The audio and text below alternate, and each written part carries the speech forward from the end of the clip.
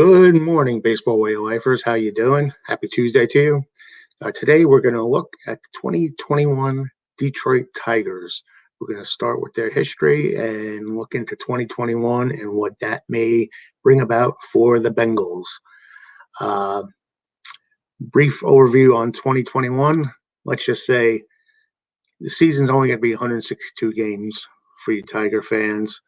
It'll soon be over in October, and then we can move forward. Yeah, it's not looking good. But before we go ahead and talk about the 2021 Tigers, let's delve into the history of the Tigers. And the Tigers are one of the AL's 8 charter franchises. And they are the oldest one with a continuous name from a continuous city. So since 1902, we've known and loved the Detroit Tigers. When the American League expanded to 2 divisions in 1969, they became part of the AL Eastern Division. And then when there was realignment in 98 to 3 divisions, I think because of expansion. What team came in? Tampa Bay maybe came in. So Tampa Bay was kind of moved to the east or started their franchise in the east, and Detroit may have moved to the central, but I know they were in the central, so that may have been the reason. I'm not 100% sure. But now they're in the central. I kind of wish they were in the Eastern Division. I like the old school AL East of the past with Detroit, Boston, Baltimore, and the Yankees. But there's good history with Cleveland and the White Sox, et cetera, for Detroit. I'm just being selfish as an East Coast fan. I'd like to see Detroit more often. I'm a big fan of baseball history. Since they've been around since 1902, they do have a storied past. They've won the World Series in 35, 45, 68, and 84, so they've kind of spread it out generational for everybody. The younger kids are still waiting. They did come close in 2006 and 2012 with a couple AL pennants, so the success has been there even for the younger folk. And they have 4 AL Central Division championships, 2001, 2011, 12, 13, and 14. And right about then ended the good old days. It's been a tough row the last 5 years. The Ilitch family's kind of cut back on the purse strings. They used to be more of a free spending ball club, but they've kind of cut back. And let's be honest, the last 4 or 5 years have been horror stories for the Tigers. It's tough being a Tiger fan these days, I guess. And attendance has been reflected at that at Comerica Park as it's sinking like a rock each season for the last 4 or 5 years. But again, it's a storied franchise. They can be winners. They have tradition. They've had a lot of great players in their time. You can go to Ty Cobb, Al Kaline, Mickey Lolich, Miguel Cabrera, Hank Greenberg. There's so many. I mean, and I was a big fan of Tiger Stadium. I was fortunate enough to go there in the 70s. And that was a real baseball stadium. You just smell baseball in there. I remember them boiling hot dogs in the water. It was an old school approach, and you were right on top of the action. I remember I was out in left field, and right where the left field corner was, like in the second row, I felt like I was part of the game. So I have a soft spot in my heart for Tiger Stadium. I do remember it was a horrible neighborhood. It's basically everything was abandoned and destroyed around that area. I do remember a White Castle. Correct me if I'm wrong. Always been a White Castle fan, which was maybe a few blocks away from the ballpark. Wasn't really there at the end when they in the late 90s when Tiger Stadium was still around. So things may have changed as modern teams started developing ballparks, be more of a revenue stream. But maybe you Tiger fans could help me out with that. How many we got out there? Oh, okay. I see you guys up there. Nice to have some Tiger fans on board. As always, if you want to leave a comment while I'm doing this, please do so. Overall, the Tigers had a lot of tradition, but they began the new century at Comerica Park, which is a beautiful ballpark in downtown Detroit. Gives it more of an urban feel with an old school approach. And as much as I love Tiger Stadium, it's always better to be more modern with better sight lines, etc., and make it more of a family atmosphere, I guess. As I touched briefly, Tiger Stadium. It used to be called Briggs Stadium until 1961. So a lot of you historians out there remember it as Briggs Stadium. Now,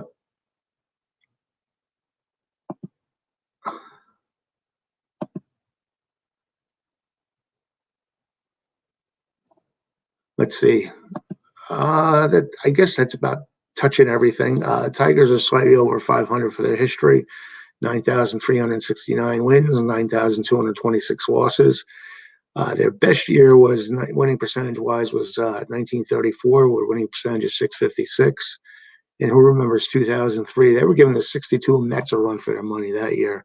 They had a winning percentage of 265 that year.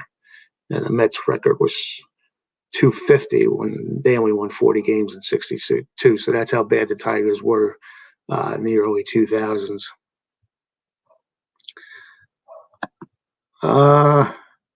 I guess we should just go ahead and start plowing through the projected starting lineups for the 2021 Tigers. I guess the most noteworthy player on the team is Miguel Cabrera, and that may not necessarily be a good thing. Good thing about Miguel Cabrera is Albert Pujols is still playing, so everyone looks at Albert Pujols' skidding career and big contract, and they really don't talk about Miguel Cabrera, but he's got 3 years left at over like $90 million total for the 3-year period. So he's going to take a chunk of their payroll, and in a way, these big-term contracts once again bite you up the ass. And Miguel's had a lot of bad years, and at least he's been cashing a paycheck. I mean, he was feared. He was a beast for a few years there, so I can see them giving the contract and wanting to lock him up. But I'm starting to believe that there's that 7-year peak period where it's going to be tough to capture that. So when they sign these guys to these long-term, beyond 7-year contracts, after they've had 2 or 3 fantastic career-like years, it never works out. And I think Cabrera is another case of that. But he will be in the heart of the order, and hopefully he can revive himself this year. And as we look at the trade projected lineup for 2021, it looks like we'll have switch hitter Robbie Grossman, who's been around for a while. He'll be probably batting leadoff and in left field. Jonathan Shoup will be the second baseman, batting second. Miguel Cabrera, as we mentioned, will be the DH. So he's a well-paid DH, sort of from the Giancarlo Stanton school. And he'll be batting third. And at 38, a DH making over $30 million a year. He's lucky he had a good agent and signed that contract when the money was out there. Heimer Candelario is the third baseman. He's a switch hitter. He's got some pop in his bat. Wilson Ramos, who they got from the Mets, well, not from the Mets, but as a free agent in January, he's the catcher, and he'll be, I guess, expected to produce a lot with the bat. So we'll see where he comes about, and if he can just take over as an everyday catcher and hopefully provide some impetus for that offense. Nomar Mazara is in right field. He'll be batting sixth. Renato Nunez, first baseman. He'll be batting seventh. Renato's got some pop in his bat too. So you got Nunez, Shoup, and Shoup can hit the long ball. Cabrera and Candelario. So you got some long ball potential there. In center field, we got Jacoby Jones. He's been hanging around for a while, and he's still around. They got him from a trade in Pittsburgh in 2015, but he's been hanging around, laying low with the Tigers. And Will Castro will be the shortstop. So that's basically the projected starting lineup for the Tigers. Probably not much to write home about. If Cabrera come through and capture some of that magic, he'll be welcomed. But who knows what's going to happen with him. And then the bench, the player I like on the bench is probably Nico Goodrum. He's got some speed, he's got some power, and the only thing that hinders him is a low batting average. And Harold Castro is not too bad either. He plays infield, outfield. Again, a good utility guy to have around. And the starting rotation, if you went over the starting rotation a few years ago and said, wow, this crew is going to be lights out. And it just goes to prove rotations don't always pan out the way you think they will. Looks like their number one man is going to be Matthew Boyd. We've heard so much about Matthew Boyd throughout the whole years, and yeah, he never really turned out to be the stud everyone thought he would be.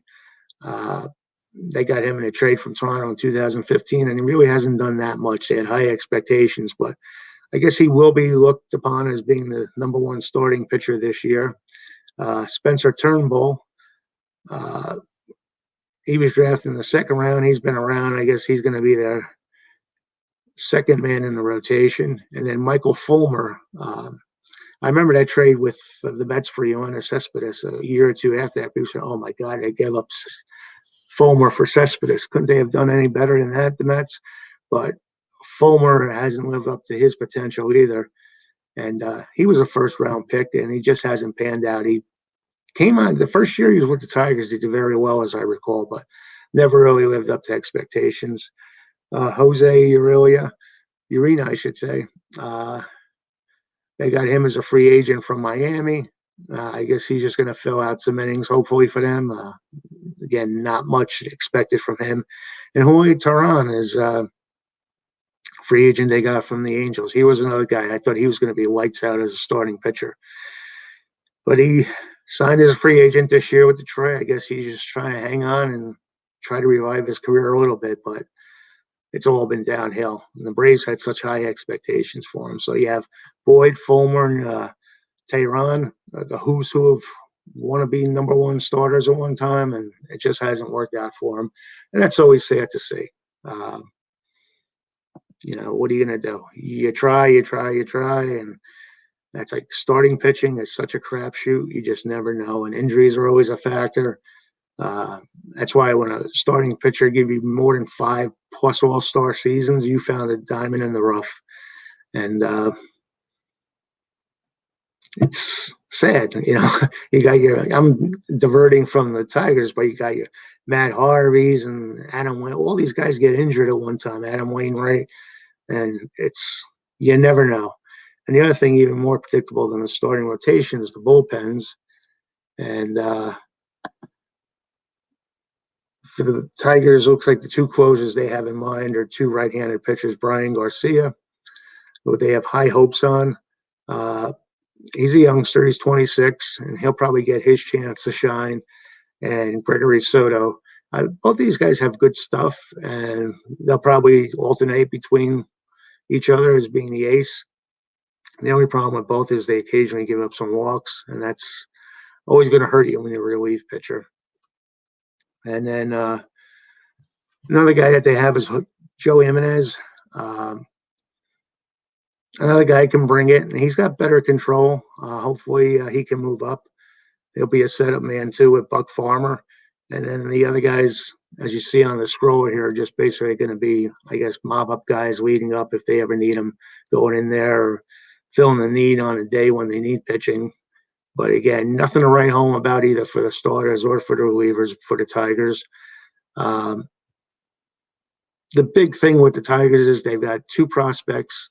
Spencer Torkelson, projected first baseman and third baseman. He probably won't be with the team this year, but he was a number one draft pick overall, and he can smack that ball. He's got power, and I think they have high hopes for him as being the face of the franchise somewhere down the line.